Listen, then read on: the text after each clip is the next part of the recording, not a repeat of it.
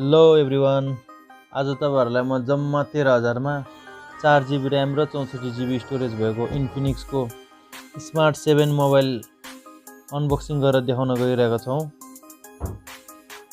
यो smart 7 plus लाई हामीले अनबक्सिङ गर्दा चाहिँ यसमा प्लास्टिक को ब्याग, एउटा वारेन्टी कार्ड 1 इयर को लागि, 10 वाट को charger, type C cable, SIM ejector pin र एउटा मोबाइल दिएको छ।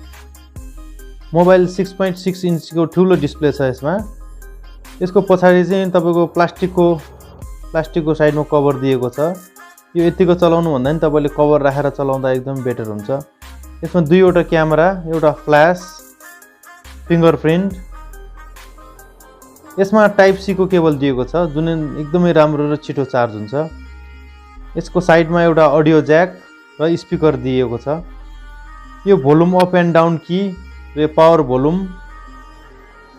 यसमा चाहिँ सिम र मेमोरी को स्लट रहेको छ।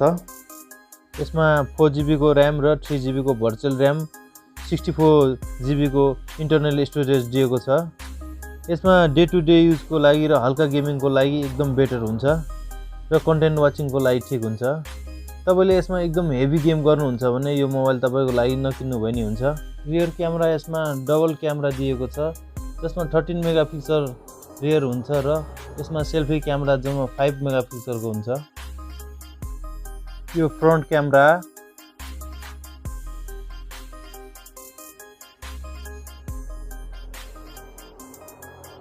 यो selfie camera,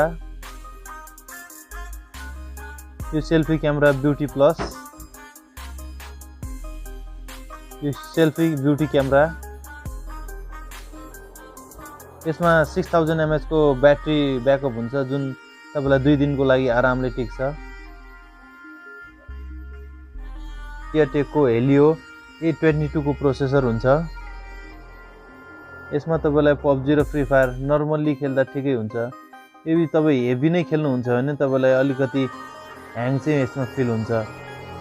candy crush, temple run, Subway surfer भने तपाईलाई गजबले चल्छ। यसमा चाहिँ केही टेन्सन नै हुँदैन, मजाले खेल्न सक्नुहुन्छ। तपाईलाई एन्ड्रोइड भर्जन 12 पाउन सक्नुहुन्छ। 1080 को भिडियो रेकर्डिङ र फेस अनलक पनि तपाईले मजाले गर्न सक्नुहुन्छ। आज तपाईलाई यो भिडियो हाम्रो कस्तो लाग्यो भने लाइक र सब्स्क्राइब गरेर सपोर्ट गरिदिनु होला। Thank you so much.